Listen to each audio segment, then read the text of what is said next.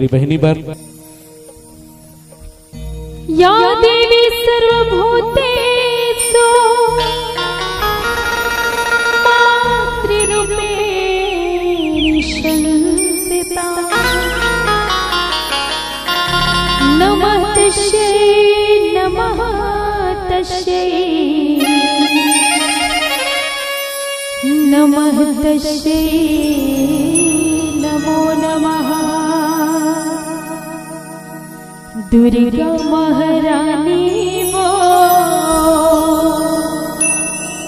चंडी भवानी वो